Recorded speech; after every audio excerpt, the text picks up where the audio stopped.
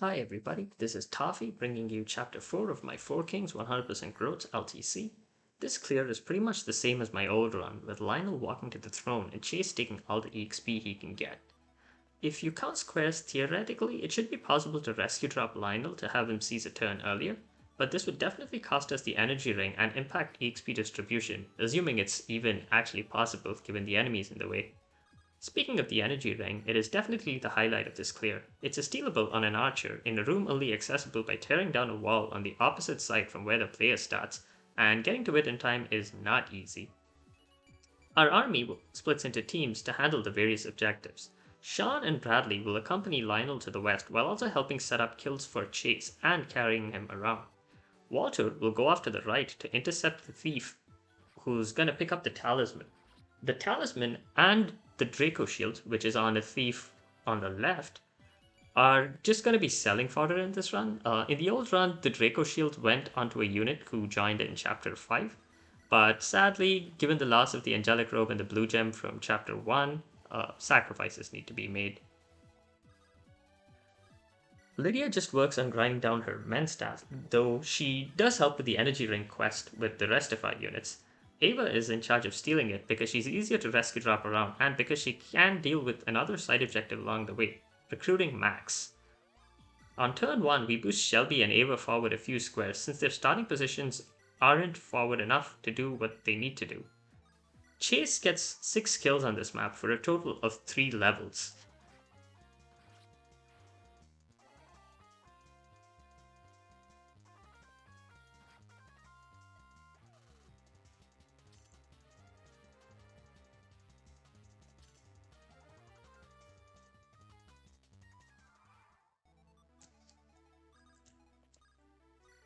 This is Lydia's first relevant use of sleep for purposes other than self-improvement.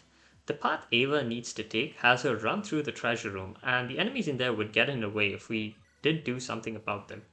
Lydia puts the shaman to sleep, so he'll stay put for Eufen later.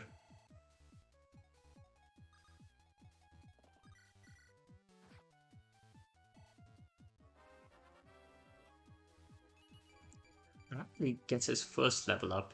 Bradley's slow EXP gain in the early game means he's going to get doubled or be right on the borderline of getting doubled for quite a while. Eufen used lightning so that he could gain ship EXP off the shoulder. He would have one-rounded him with perfect accuracy with Darklight, and we want to feed the soldier to Chase instead. I got the Chase Lydia C support mostly just because I could. It's not really needed, and past this chapter, in fact, I don't think I even make use of it anywhere. Zach opens the door, and Shelby and Ava team up to kill that mage. Ava's positioning also lets her enemy face the archer in the right room.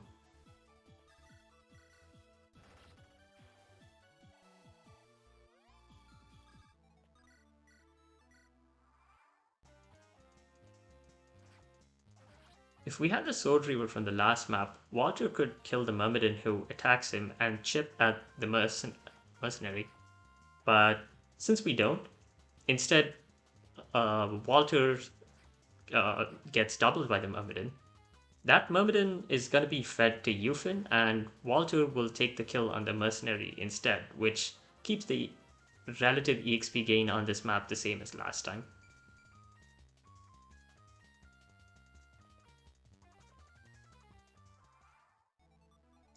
Zack and Shelby tear down the wall in Ava's way, letting her charge full speed ahead. Shelby keeps Munio equipped to prevent the archer squad from dogpiling on and killing him.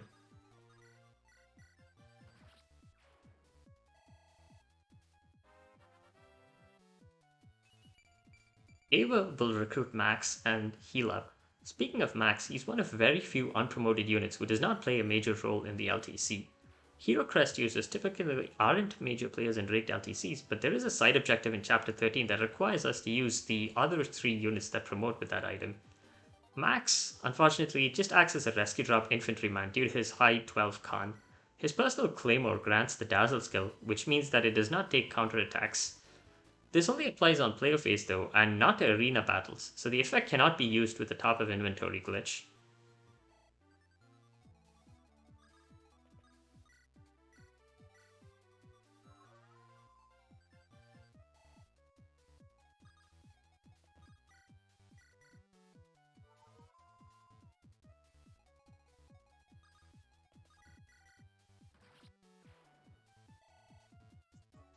I rig a crit with Shan here that is, in hindsight, unnecessary.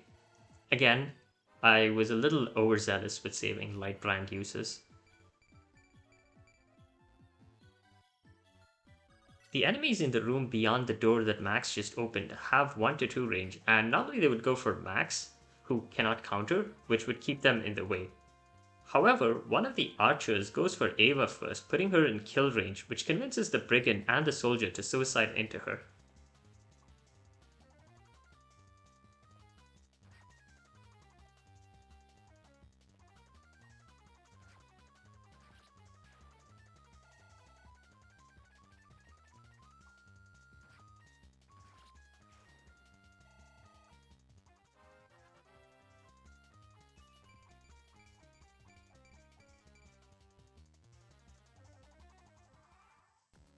Something that I should mention is that because of an implementation quirk, Lionel's saber deals effective damage to walls.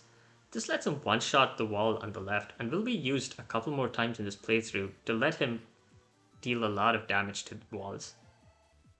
Yufin uses Darklight everywhere despite it being overkill because we want him to hit A light by chapter 19. He actually ends up hitting S, so I do go a little overboard in hindsight. When dealing with the longbow archers, we have to be careful about our positioning to make sure the one with the energy ring doesn't accidentally suicide into one of our units, and is in a position where Ava can steal from him.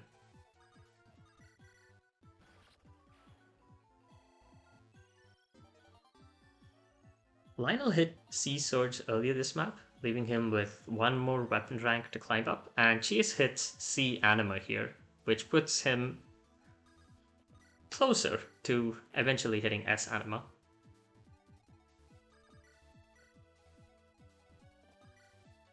Our Cavaliers rescue drop Chase forward, and they put the light brand at the top of Lionel's inventory so that that brigand ends up suiciding into Chase for sweet, sweet EXP.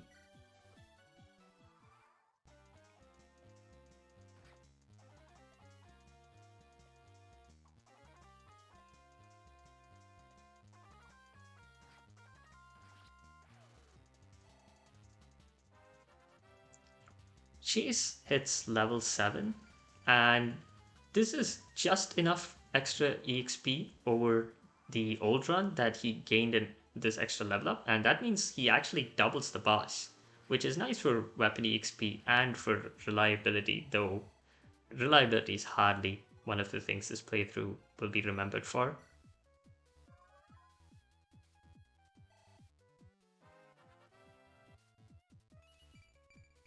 Lydia gains her second level up, which also translates for the future to an extra square of staff range.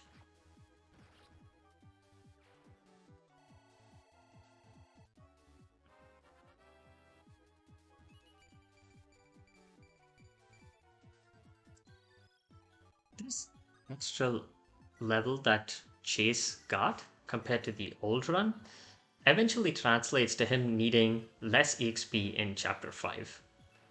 Max, with his 10 base strength and the 10 might of his claymore, cleanly one-shots that wall, letting Ava get to the energy ring. We clean up, and that will be chapter 4 in 5 turns. I'll see you next time.